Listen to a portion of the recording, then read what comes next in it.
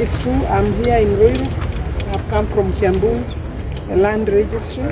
We also must find out where our staff are working from and what is happening on the ground, because we also need to bring the reality of the offices to the policy makers.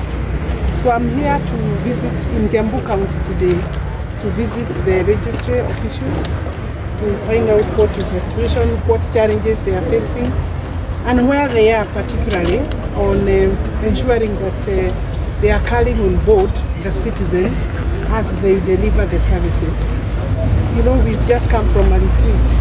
One of the things that we agreed we should ensure, and as usual, people can work, but you are not walking along and you are not carrying on board the people you are serving. And it may be just something very small, like say to find out whether there is satisfaction in delivery of service. So therefore, we must bring the message to our personnel, our staff, that as they work, they must carry on board the Kenyans, the residents, the people they are serving. So this being a land office, the services we provide, ensuring that our records are okay, secure, that they are also collecting the revenue that is required.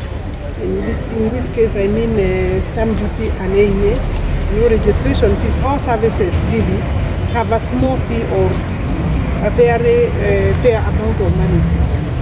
We have the survey fees, we have registration fees, we have consultation fees, we have valuation also, and the stamp duty being the key maybe driving factor in terms of land office.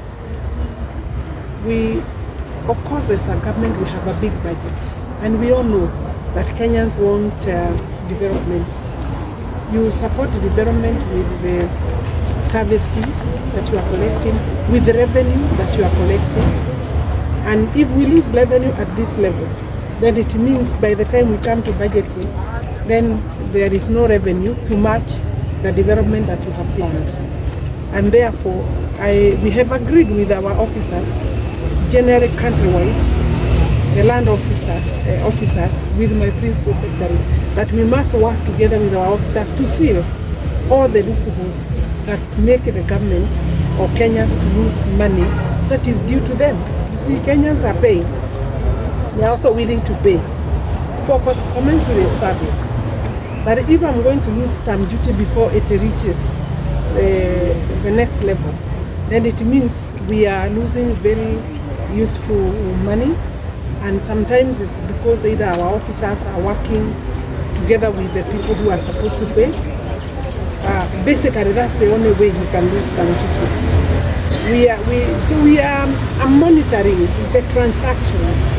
For me to know whether we are losing stamp duty, I must monitor and do evaluation of the transactions. Even know how many transactions are coming to every registry per day. And are we ensuring that every transaction that has a fee has been paid for?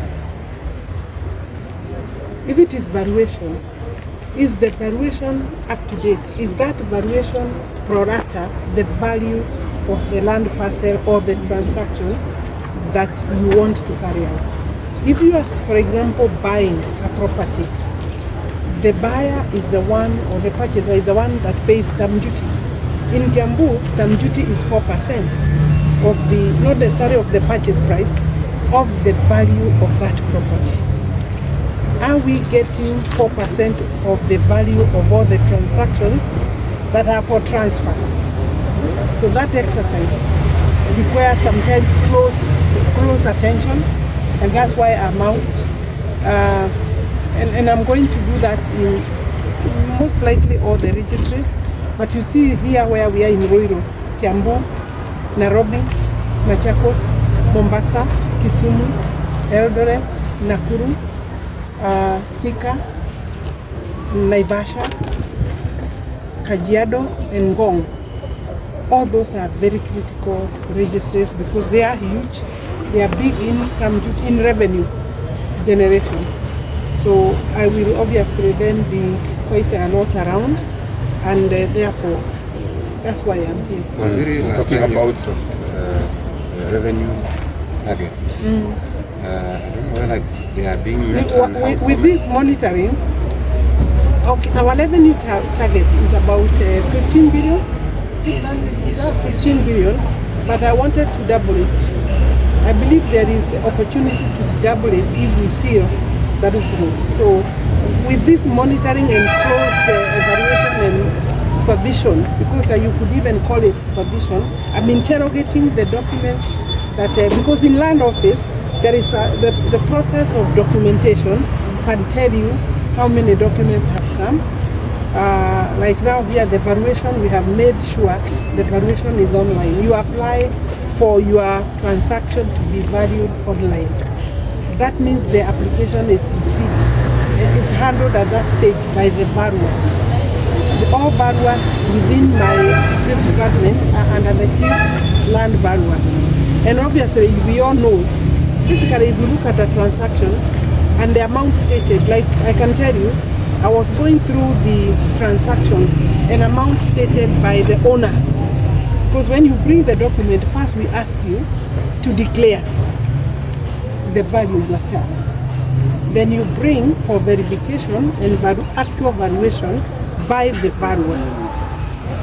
Some people are stating a document to be self-declaring 1 million, for example. And when my valuer looks at it, returns 5 million. Others are saying this document, the valuation that I'm declaring is 120,000. Then that document turns to be 3.5 million Kenya shillings. So if we have reckless valuers or valuers who will be compromised, they can easily go with the valuation stated by the owner of the transaction, owner of the property. So you see, I'm happy to say that what I have found is fairly satisfactory, but there are gaps that I have seen that we have to work on.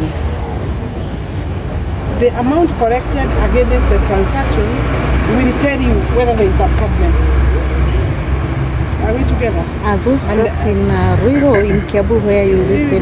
They are in our registries, including where I am. As you respond to that, Madam CS, what is your interpretation to that? Is it shocking to you that Kenyans don't want to pay taxes? Sometimes ignorance, but also Kenyans don't want to pay taxes, even when maybe you are going to sell a property. You see, when you are selling, the stamp duty is not payable by the seller actually.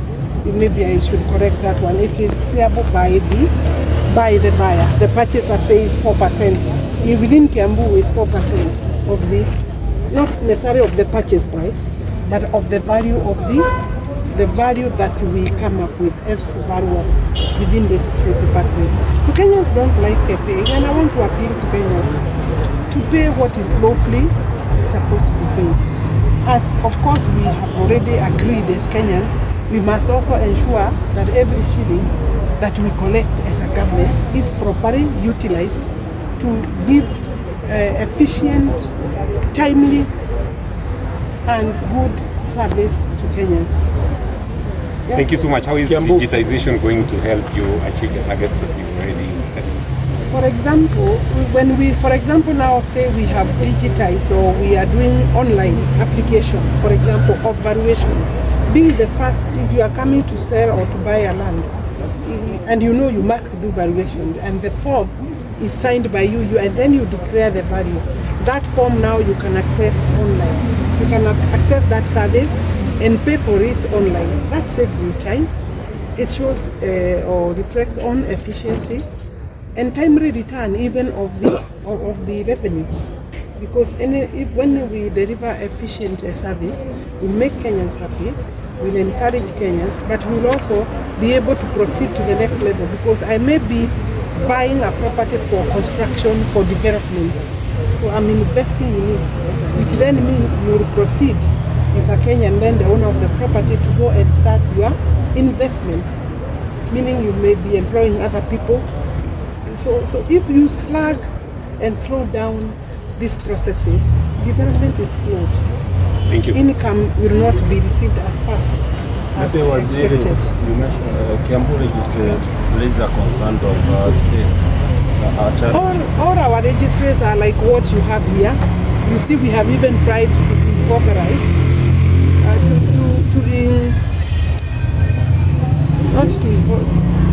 we have come with some provisional measures. You can see we have like a container which is, in terms of security it is good, but in terms of a working space it's not necessarily very conducive. All our registries are now small because the expected maybe titling that they were to hold, it has now tripled. You know, we are also subdividing parcels. The more you subdivide, the more registers you create, the more parcels you create, and therefore space that was for 1970 becomes more. Of course, I'm here with the Mheshimiwa Kingara, huyu mtu anakaanga kwa mashinani sana. Even when I came last, he's one of the people who had pushed me to come to this registry. But I'm happy to know that he already knew I'm coming and he's here. He's working with us closely in terms of expansion of this registry, although the final solution would be for us to come up with a different space because this space is more. Kiambu had the same, we were with you there. Kiambu has the same problem. And I think, and that's why we must also collect revenue properly to be able to expand the spaces where we are working.